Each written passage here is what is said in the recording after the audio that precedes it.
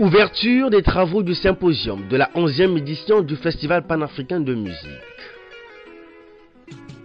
Lancé par le Premier ministre, chef du gouvernement congolais Anatole Koulini Makosso et présidé par le professeur Théophile Obenga, le symposium de la 11e édition du Festival panafricain de musique a ouvert ses portes ce lundi 17 juillet 2023 au Palais des Congrès à Brazzaville, en présence de plusieurs ministres des pays invités à cette édition, ainsi qu'autorités des organismes internationaux. Objectif de ce symposium, voir la notion de l'identité dans la musique sur sa configuration du mimétisme postural, image et sténographique, jusqu'à décrypter le sens de la rumba, mais aussi de penser aux politiques de sauvegarde et de promotion de ce genre musical.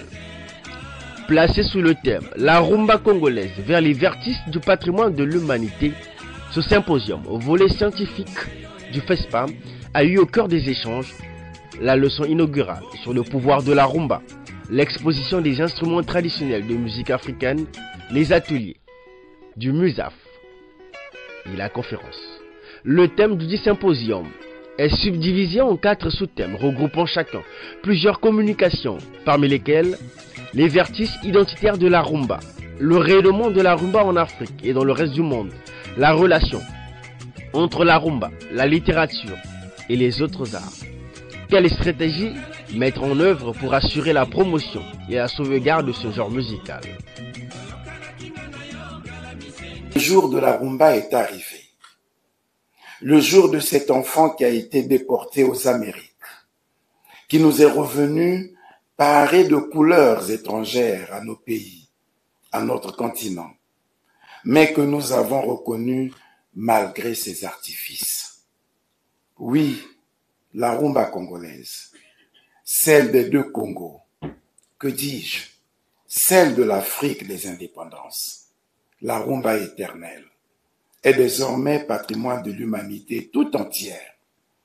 Et nous ne pouvons qu'en être fiers, très fiers, certes, mais conscients des efforts qu'il nous reste à fournir pour que cette étoile reconnue à l'échelle planétaire brille encore et encore au firmament de la culture. La tradition, il y a la partie festive et puis il y a la partie réflexive. Et donc, c'était une manière, après l'inscription, qui est un événement mondial, de pouvoir réfléchir. C'est-à-dire, nous avons promis des tas de choses au monde entier. Comment nous allons le faire? Ça fait 2 ans que c'est fait. Et donc, à mi-parcours, il faut rendre des comptes. Mais les défis, c'est ce que je dis, c'est ce que nous avons produit comme promesse. C'est-à-dire quoi? Il faut une politique musicale claire. C'est-à-dire quoi? C'est-à-dire il faut professionnaliser les métiers de la culture. C'est-à-dire quoi? Il faut instaurer les industries culturelles, parce que les industries culturelles sont la colonne vertébrale de l'économie, du show business. Et donc, il faut quoi? Il faut populariser la musique en termes d'éthique et d'esthétique.